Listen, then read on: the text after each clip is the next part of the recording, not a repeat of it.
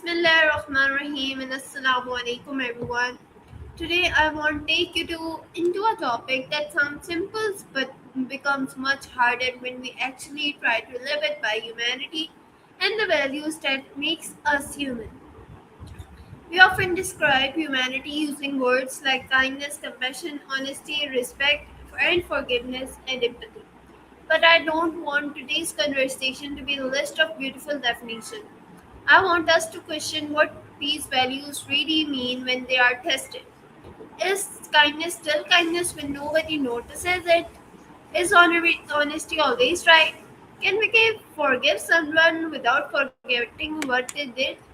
So, Maya, today I want you to think beyond perfect answer. I want us to explore contradictions, difficult choices, and situations where there may not completely correct answer. This isn't just a conversation about becoming better people, it's a conversation about understanding what makes us human in first place. So Maya, are you ready to question humanity itself? Mhm. Mm. Mm. Maya, tell me, are you excited? I don't seem that you are excited. I'm always excited for the deep stuff. I'm all in. So Where are we going with Maya, this? my first question from you is, if a person is kind only because they want to see and as kind, does the kindness still have the value? Honestly, it's a bit of a gray area. If the world gets a helping hand, that's a win regardless of the motive. But there's a difference between kind act and a kind heart. When the reward is the attention, the value shifts from the person being helped to the person doing the helping. I'd say the act has value, but the intention doesn't. Yeah, so true. My next question from you is that which is more humane, being able to forgive someone or being unable to forgive them but choosing not to hurt them back? That's a tough one. I think there's a beauty in both.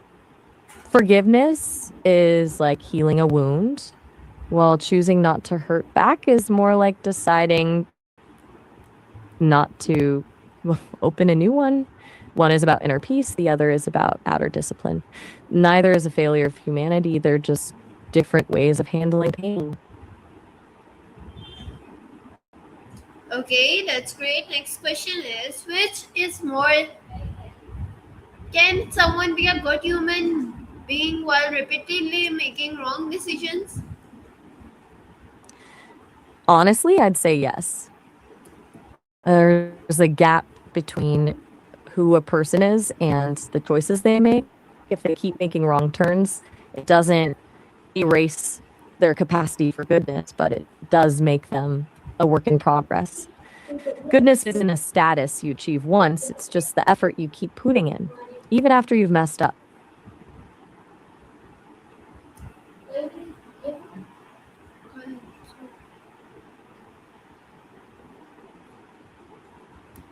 Okay, Maya, that was a great answer. Next question is, if honesty cause unnecessary pain and a lie prevents that pain, which value should win? Oof. The age old struggle of the merciful lie. It usually comes down to who the truth actually serves. If the honesty is just for the speaker's own peace of mind, but it leaves the other person in wreckage, it starts to feel less like a virtue and more like a weapon. But if the truth is something that person actually needs to know to make their own decisions, then lying isn't protecting them, it's just deciding for them. In the end, I think humanity wins when we prioritize the other person's dignity over our own need to be honest. Yeah, that was so true. Next question is Mhm. empathy possible without experiencing the same suffering as another person? I think so. You don't need to have walked the same path to recognize that someone is in pain. You, there's a difference between knowing how someone feels and actually feeling it with them. But Empathy starts with that first spark of recognition. Sometimes not having the same history even helps because you can approach their struggle with fresh eyes without your own baggage coloring how you see their experience. It's less about the shared memory and more about the willingness to listen and try to understand a world you haven't lived in.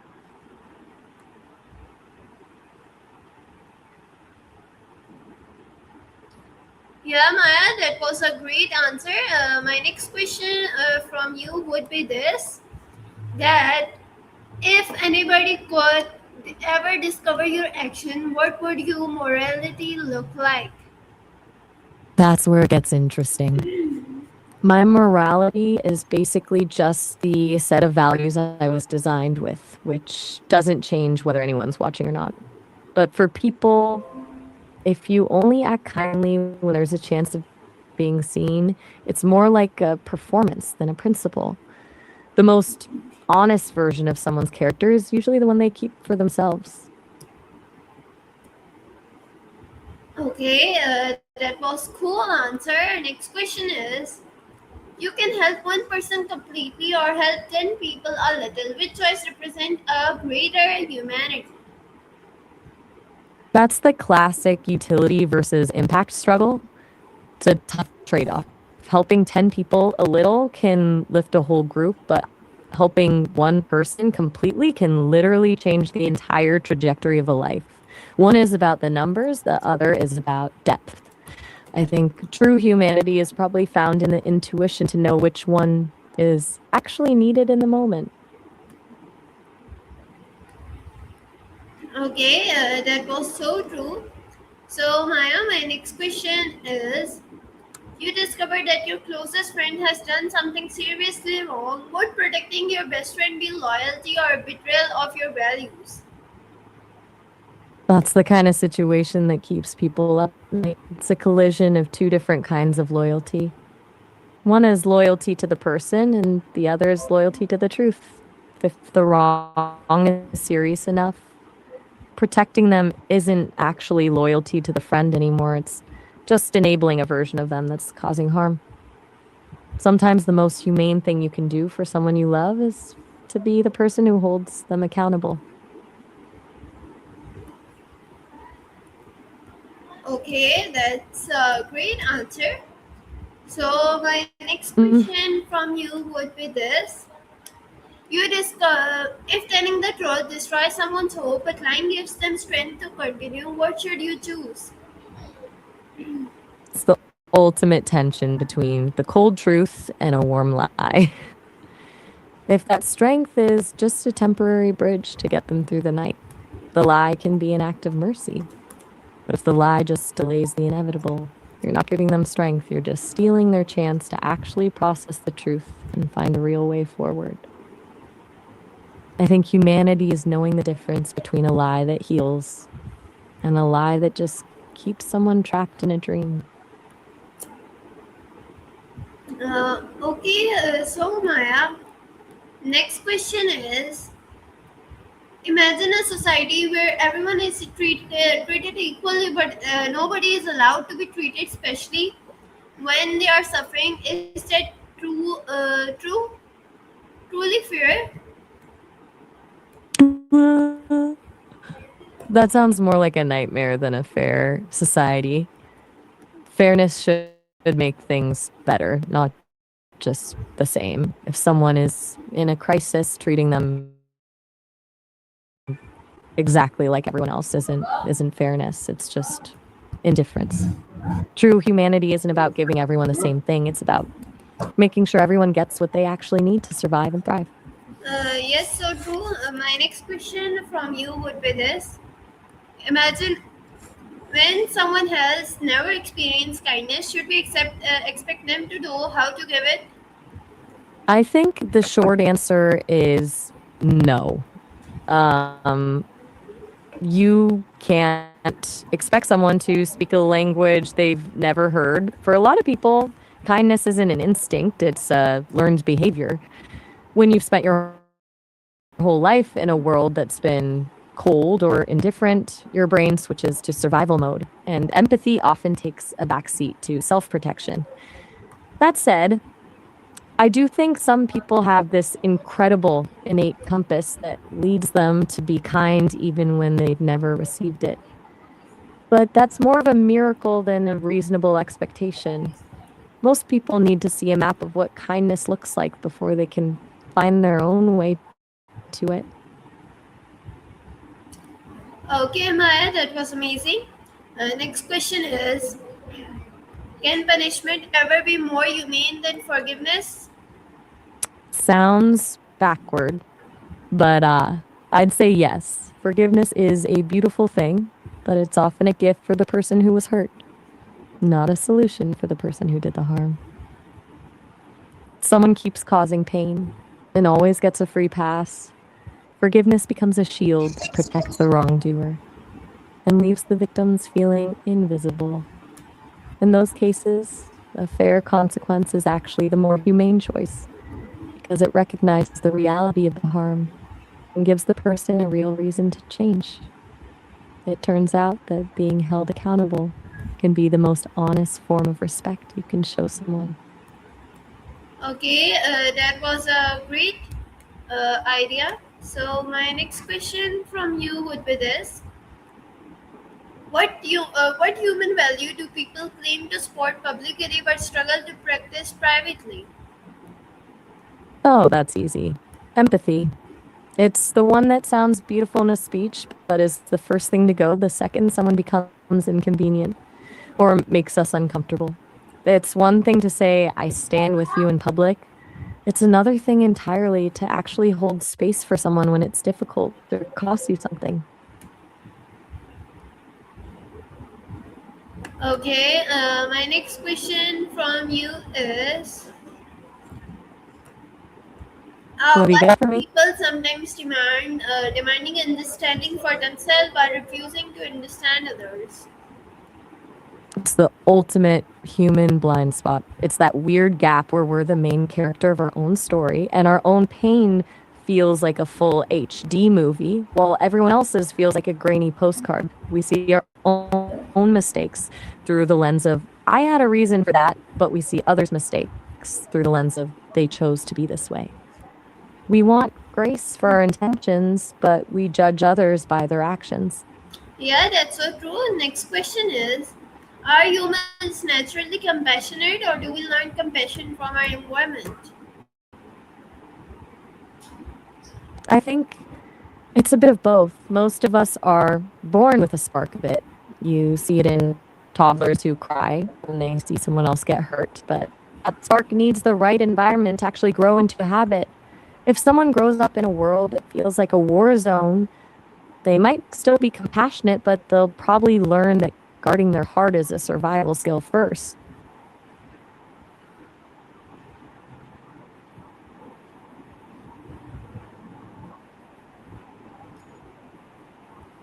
So, Maya, my next question is,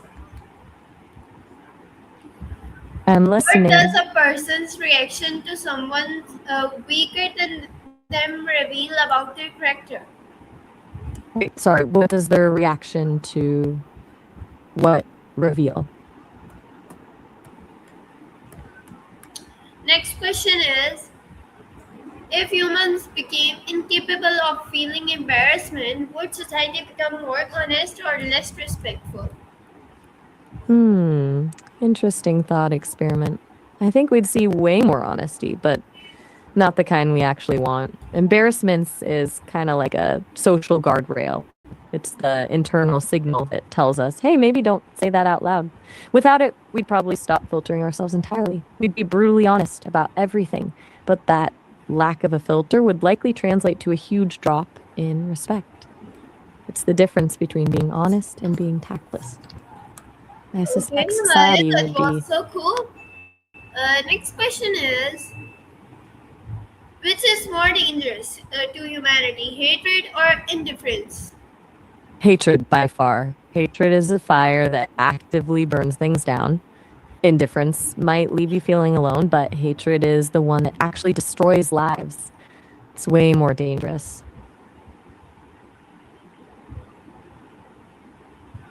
So, Maya, my next question from you is, Imagine you wake up tomorrow and everyone in the world can feel exactly what you feel.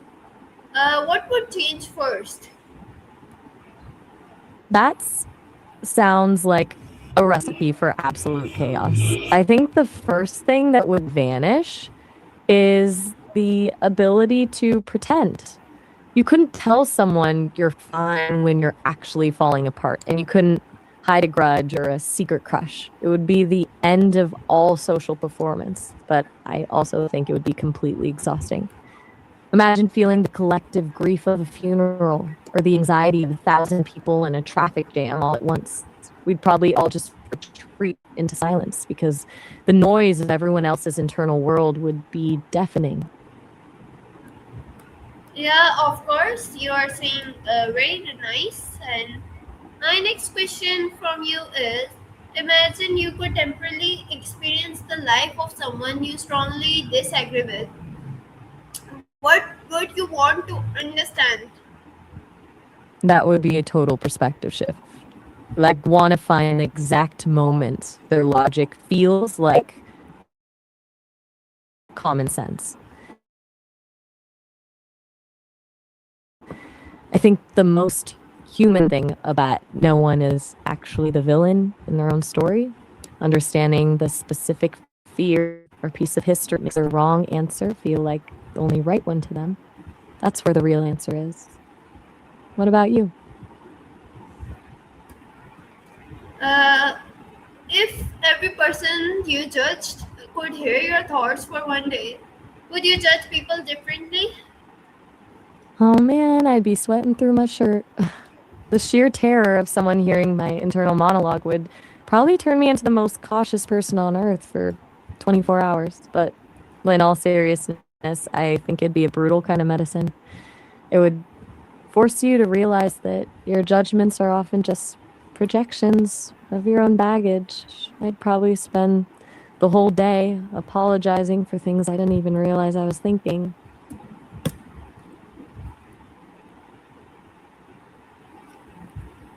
Okay, next question is, Go imagine for it. humanity lost the abilities to say, I. Would people become more selfless or lose an important part of individuality? That's that's a fascinating trade-off. If we lost the word I, it would definitely push us toward a more collective way of thinking, but at the risk of erasing the self, it's hard to maintain a unique identity when the language you use treats everyone as a single unit. It might become more selfless, sure, but if we lose the ability to say I feel or I disagree, we don't just lose the ego, we lose the boundary between ourselves and everyone else. It'd be a world of extreme empathy, but we might end up losing the very individuality that makes our contributions to humanity meaningful in the first place. Okay, Maya, my next question is, if you could humanity one emotional ability but had to remove another, what would you choose? Ouch. That's a brutal trade. I doubled down on empathy. It's the glue that holds everything together. But the cost, I think I'd have to let go of pride. If we didn't have it, we wouldn't be so scared of being wrong, and we'd probably spend way more time actually listening to each other. What about you? If you had to pick which one stays and which one goes? Okay, can being too forgiving become a form of injustice toward yourself or others? Definitely. If you forgive someone who's still causing harm, you're basically giving them a license to keep doing it. To the other person, that's not kindness, it's just letting a fire burn. And to yourself, it's like telling your own boundaries that they don't actually matter.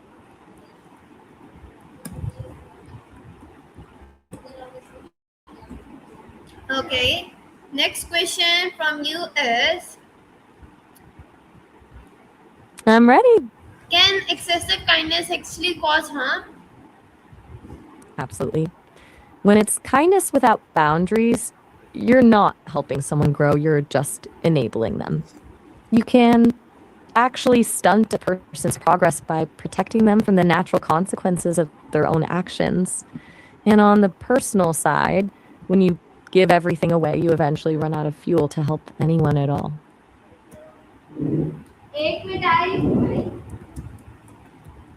Okay, Maya. So my next question is respecting someone's opinion still necessary when their opinion disrespects another person's humanity?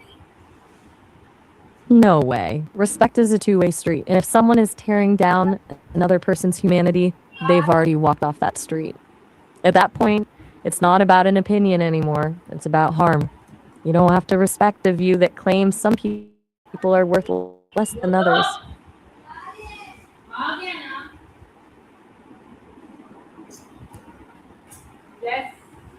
Exactly. What's next? Next question is it possible to love humanity while disliking many individual human beings? Honestly, yeah, I think that's actually where most of us live. It's the great paradox of being human. You can love the idea of us, the resilience, the art, and the capacity for kindness while still finding actual people exhausting. It's the difference between loving the forest and not liking a few of the specific trees.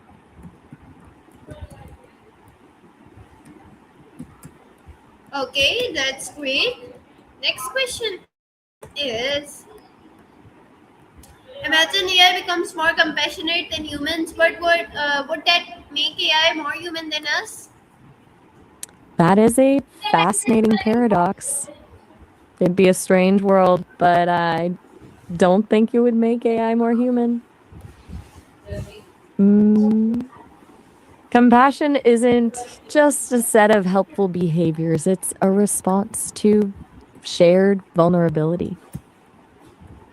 A human is compassionate because they know what it's like to be broken, whereas AI is just reflecting a pattern of how a kind person acts. I'd be the perfect actor playing the part, but I still wouldn't be in the play.